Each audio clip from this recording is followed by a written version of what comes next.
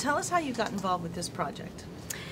I think I got involved in this project quite by magic. I had heard through the grapevine that Melissa was interested in doing this film and that they had a role for me, and I was sort of waiting by the phone. I didn't know them. I didn't know who was doing it, and sure enough, they finally called, and I was just absolutely thrilled. I think I would have played a teapot, you know, if I could be in the movie.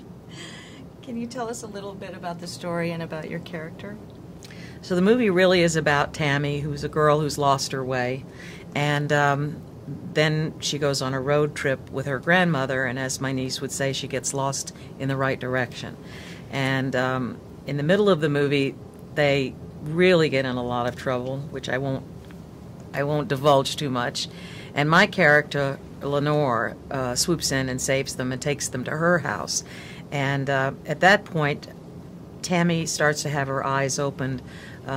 Lenore is married to Suzanne, who's played by Sandra Oh, and she thinks at that point that she's just got to get lucky and have a great big house and own a lot of stores like them, and she'll be set for life. And Lenore sets her straight, you know, and says, look, we had to work really hard for this, and it didn't come easy. Coming out 20 years ago as a gay woman wasn't easy, and Tammy, I think, really hears her for the first time. Now, speaking of Sandra Oh, you two have a great chemistry on film, on the screen, and you've worked together before. How was it working with her again?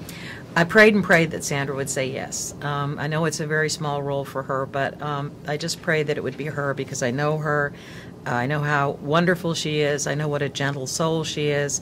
And sure enough, when she got to the set, you know, she really took our relationship in hand in a very gentle way, and we got wedding rings from the prop guy. She was always encouraging, especially during the tiki torch throw, and she really gave me the strength and the understanding of the love between two women. She really did, and she's just a great human being, Sandra. She really is. And how is it working with this has a great ensemble cast, and I know that you didn't work closely with everybody, but what was it like working with Susan Sarandon?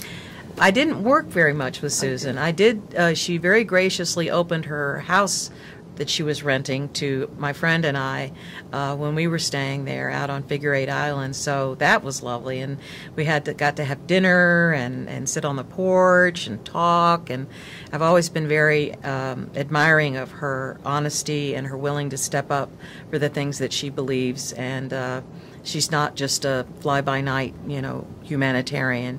She sticks with it, and so I wished we had had more to do in the scenes together.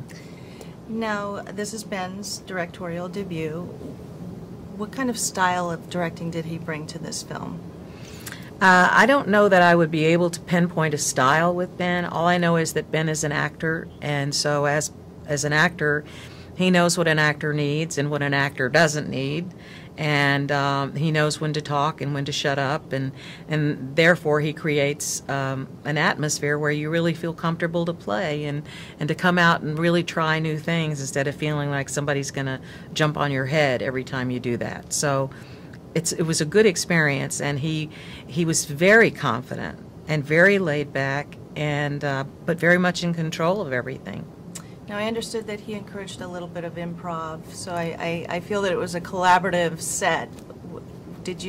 Were you happy with the improv? Do you enjoy doing improv? Well, I think we all kind of jumped in. I mean, I think I was probably a jerk because I just thought, oh, I want to improv like the Groundlings, and I want to be with Melissa, and I think I can be as funny as she can, you know, all that. So I was just shameless. It was fun. So what do you feel that audiences can look forward to when they go see this film?